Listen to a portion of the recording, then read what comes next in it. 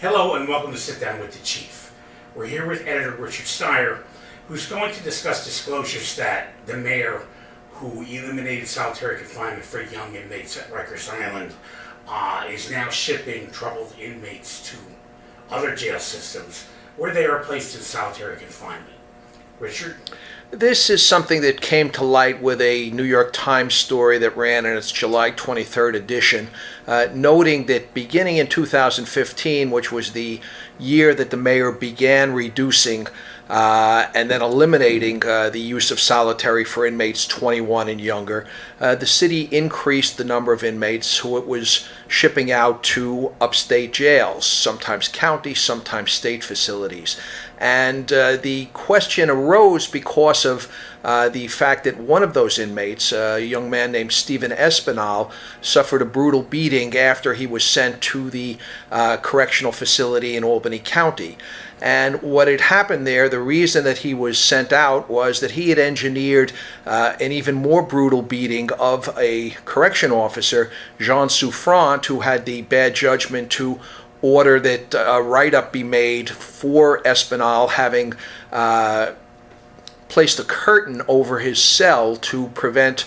passing correction officers from looking in to see what he was doing there. And by the time that he and several fellow inmates who were all members of the Bloods had gotten through, they had fractured Officer Souffrant's spine and left him with bleeding on the brain. In the assault on or the alleged assault on Espinal, the correction officers were more merciful, that they left him with some blood in his urine and with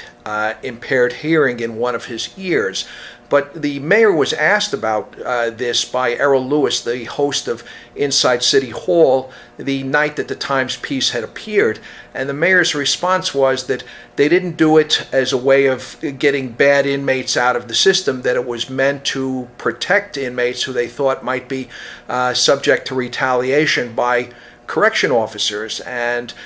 when Lewis asked him about the fact that, well, they're placed in punitive segregation, which you have bragged about having eliminated for younger inmates because you feel that psychologically it's harmful to them, the mayor's response was that we make clear what our policy is. That doesn't mean that we can compel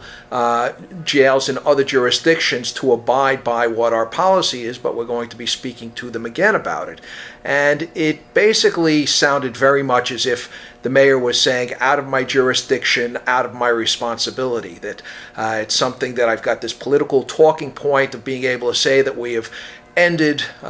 punitive segregation for younger inmates. But the truth is that they're being subjected to that treatment once they go to these other facilities, which would be the case anyway if they are ultimately going to be sentenced to enough time that they would have to be serving in state facilities. It's not a question of the city referring them over there. And so the question becomes, has the mayor really done anything, or is this just one more thing to advance his political future rather than a substantive thing? And at the same time, you've got the problem that's been complained about by the correction union since he started with this policy, that